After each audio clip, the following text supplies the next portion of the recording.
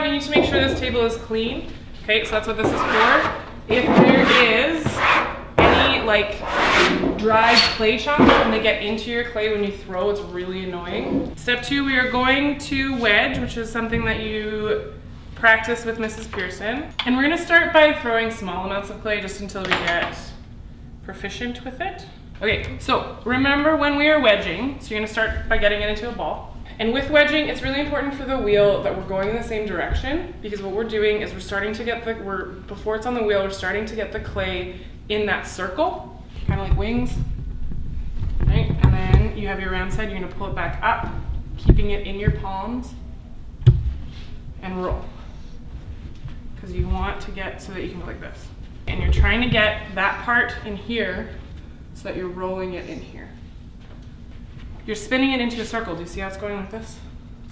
You want to sort of curl it back up, and then you're going to flatten it, and you're sort of starting to make just a loose cone shape with it. And you're trying to make it as even as possible.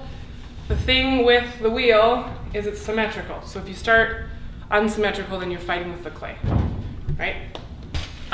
When it's your block, I would suggest that you wedge 2 or 3, maybe start with 2, because then you don't have to get up, wedge, you can just pull the next one on to the wheel and go. So on our wheels, we have, so there's forward and reverse. So when it's on, so it's going counterclockwise and right-handed, that's what I want. If I'm not right-handed, I would switch it from forward to reverse. If you have longer nails, they'll like gouge the clay without you like even really wanting it to. These little kits, there's enough for wheels on both sides to use. I'm just gonna ask that when we're cleaning them or putting them back here. First step is we're gonna take it and we're gonna smack it down, and then we're gonna start pressing down to get it stuck to the wheel, okay? And there's the circles on the wheel that we're gonna try to use, okay? So if this was, there's the smaller circle and I'm trying to line it up with that circle, okay? Because the first step of throwing is what's called centering. So getting your clay in the middle, okay? Now, so sometimes if it's not sticking or if this isn't working for you, you can karate chop it a little bit on the sides to kind of get it stuck, okay? And then the next step for centering it's called coning up and coning down, okay? So what essentially we're doing is while we're pushing the clay, we're trying to get it into the middle by bringing it up and down and up and down and up and down. And you do this until it gets in the middle, okay? And while we're doing this, we're on full speed, okay? If you want, you can use the foot thing. I find I'm then leaning too far back, so I always just use the hand grip, okay? You want lots of water. Clay will wash out of your clothes. If you're really worried, you can put like these on your knees. They're, okay? There'll be more. Okay, so more water, okay? You don't want a lot of friction, okay? You're bracing in with your body. You don't want willy-nilly elbows. You need to brace, and you might need to scooch really up close, okay? So what we're doing is we are pulling up, okay? And if you see on the diagram, you see how it's got the force is going this way as we go up, okay? You don't want to go up so much that this ends up being like a wobbly mess. So this is probably as high as I would go with this piece of clay. And then what we're going to do is we're going to cone down. So this one, this elbow, we're going to make this strong into my body, and I'm going to press the clay into this part of my hand that can't move, right? Because it's a bone there. This part moves, okay? We want to be pressing against this, and that's what's going to help center it on the wheel, okay? So, and normally for this stage, I have a sponge in my hand and I'm just squishing it as I go down. And you see how it's still a little wobbly? It's wobbling around. It's not centered yet. And this today, guys, if all you do is get it centered, that's great for your first day, okay? So, and as soon as you feel like friction on your hands, you want to add some water, okay? Now it is the water ratio with this is a lot different than when you're hand building, okay? Okay, even just that cone up is starting to get it a little bit more in the middle. Now sometimes the bottom of it will never be centered, but the top part is, okay? So, and then we're going to press down evenly, trying to get it in the middle. If I was being more serious about this and it wasn't a demo and you guys didn't have other things to do, I'd probably cone up and down 1 or 2 more times. It's a little bit wobbly, but it's enough for me to show what's going on. And if I put my hand on the outside and it's not really wavering, then I know it's good. If it's going like this, with my hand being still, then it's not centered. Okay, so next thing we're gonna do is we're gonna dial it back, and we are going to, so braced here, braced, my hands are braced together, we're going to start opening. So you're trying to get it in the middle, okay? And then we have to test this as we go to see how far down we've gone. Okay, so I stop the wheel. If you can get your finger in there, you're gonna press it down so it touches the wheel to see how far it is. Okay, so right now the base of my clay, it's not, I haven't opened it up enough, right? Like that thick of a base is either you're gonna have to do a lot of trimming or it's gonna be really heavy, whatever it is you make, okay? So now that we've done that, we're going to open it, okay? So when we're opening, we want to, with our hands, okay, again, elbows in, bracing here, you're going to have this as your stabilizer, and then your non-dominant hand is going to open it up a bit. When you're opening, you don't necessarily want to open it past the base, okay? All of the actions and the words that you don't need to know are there, right? So the opening, press the hole down. Now we want to bring that out, right? And the thing is, with clay, the way you use your hands might be slightly different, right? Okay. So, might need a little bit more water. Okay, braced hand here. And I'm just pulling it towards my braced wrist, okay?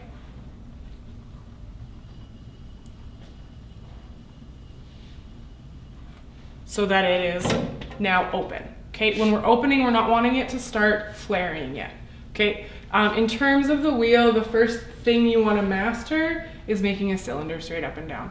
When you can make a cylinder straight up and down, then you can be like, ooh, I want it to be a mug, and go like whoop, or I want it to be a bowl, and then go whoop, right? But first thing we want to start with is just making that cylinder. There's 2 tools. We're gonna trim the skirt, it's called. So it's got, as you can see, a little bit of a skirt going on. We're gonna trim some of this. It's gonna help us because when you pull, you actually pull up the clay up as you're trying to make it thinner, okay? And with this there, it's really hard to pull to force that clay up, and it also just makes the process better in the end. So either you can use this tool to pull, or you can use the rib, whatever you decide, okay? I'd go about half, and then we are cleaning it up. So again, do you see how my elbows are braced? Never have the willy-nilly arms going all over the place, okay? And if you get, and this bucket, and I'll grab another bucket for there, all of the random stuff, just put it in there because we can recycle it, okay? Okay, so again, we're still creating that cylinder, right? But it's a little bit cleaner down here, okay? The other thing, if we want to make a little bit of a ledge into it, that's going to help pull as well.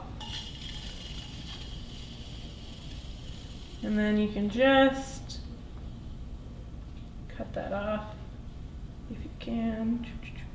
Collect all that garbage. Okay.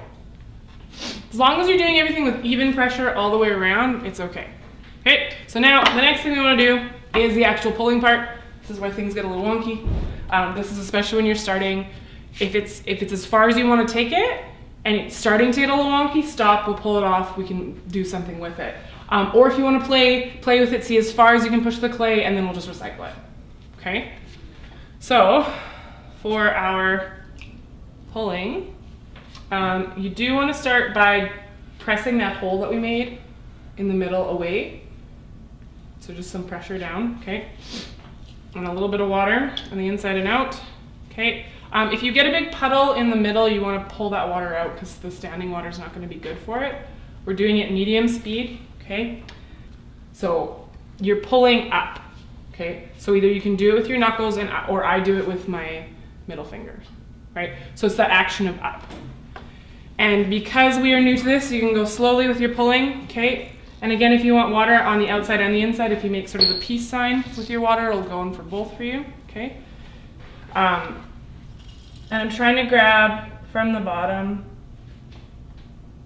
and pull it up. And slowly but surely make it thinner.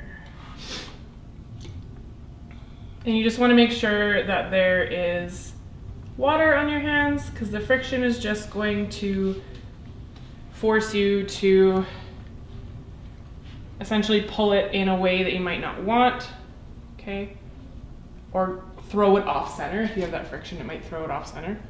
Now it's getting a little wobbly at the top, so I'm just going to hold it. And the other thing, at the top, if it gets wonky, you can clean up the top a little bit, okay?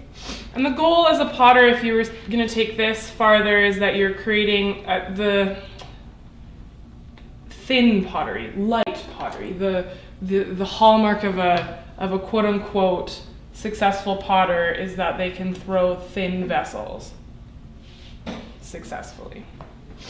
Okay, so again, that idea of straight up and down to create that cylinder, okay?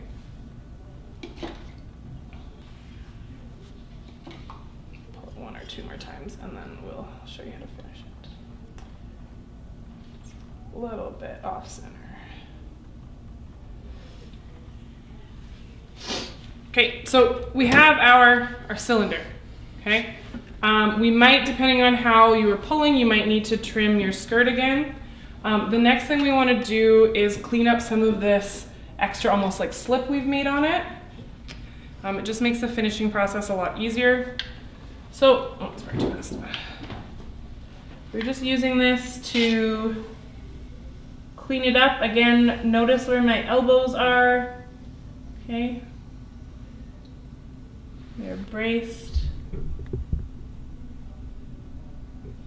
I have all that extra slip that's off. It also, and I messed up the top a little bit. It helps with the drying process. It means when you take it off, you don't leave massive fingerprints in it. Thank you. Sometimes what I do is I'll actually clean up around the wheel and let this sort of sit there for a bit. But for time's sake, so we're gonna cut that underneath. I find if you take the metal rib and put it underneath, it doesn't squish it as much as trying to actually lift it off, okay? And then you transfer it to your board. So the wood ones, you want to clean that up, okay? And essentially you're gonna do a dirty clean, dirty clean, and then you're gonna do your final clean on the wheel, okay? So you always start by cleaning this off, okay? Because if you do the whole surrounding and then do this, you're just gonna make it mucky again, okay? Okay. And then you're going to, probably with a clean sponge, because once they get a lot of clay in them, they're not really absorbent, but you want to wipe it down and then use the sponge to suck up all of the water, right? And then these actually come apart and you're gonna rinse them in the sink over the buckets when you're all the way done. Okay? And then after this is leather hard in a day or two, we're gonna actually flip it upside down and then make the bottom pretty.